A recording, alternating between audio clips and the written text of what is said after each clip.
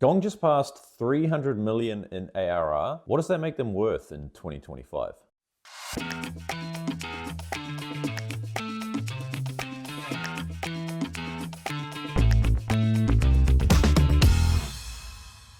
Most of you watching this will be familiar with Gong and what they do, but for those of you that aren't, Gong was founded in 2015, and it's been built to help sales, revenue teams better understand what's happening in conversations with prospects and customers. Gong is a piece of software that sits there on phone calls or in meetings, records customer conversations, and then analyzes them for insights to help revenue teams better understand kind of what works and what doesn't when speaking to customers and prospects. Obviously, that's oversimplifying it to a degree, but you get the point. It's a revenue tool in a go-to-market landscape filled with tens of thousands of revenue tools. And yet Gong's found a way to surpass $300 million in about 9 years. So how fast is this growth compared to other kind of go-to-market technology companies? Well, it took ZoomInfo about 12 years to reach this milestone. HubSpot did it in 10. The only public company that I found in the kind of go-to-market space that did it faster was the 800-pound gorilla Salesforce. They did it in about 7 years. So pretty good company here for Gong, right? You've got ZoomInfo, HubSpot, Salesforce, all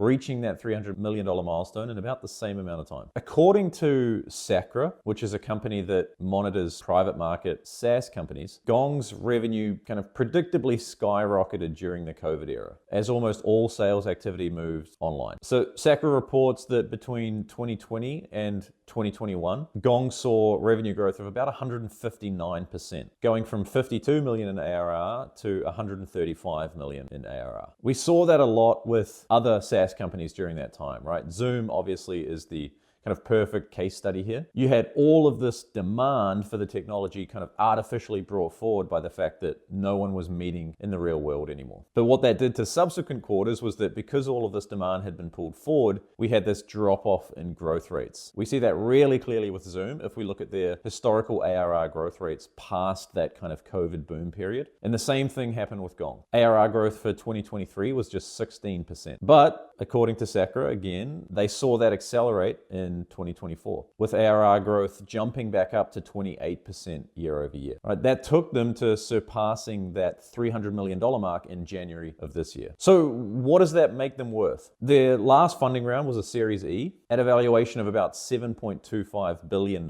which is a 24 times ARR multiple on the $300 million in ARR that they've just passed. At the time, it was about a 54 times multiple on the run rate that they had at the time of the last fundraise. So is a 24x ARR multiple justified for a company doing $300 million in ARR, growing at 28%? Let's have a look at some public comps to sense check that a little bit. So the way I want to do this is to find companies growing at about a similar rate and have a look at the ARR multiples that they're able to achieve. So let's call it companies growing in the kind of high 20s to low 30s. In that group for Q4, we've got companies like CrowdStrike, Snowflake, Cloudflare, GitLab, Confluent, SentinelOne, and Datadog. And if we look at the ARR growth rates and the market cap that these companies are able to achieve, we can see that average multiple for this group is about 13.6 times. So if we were to take that 13.6 ARR multiple for Gong, they'd be looking at about a $4 billion valuation. Let's say they get a 15% premium on that because they're private, right? There's a private market premium, and their growth has reaccelerated. That puts the valuation about $4.7 billion.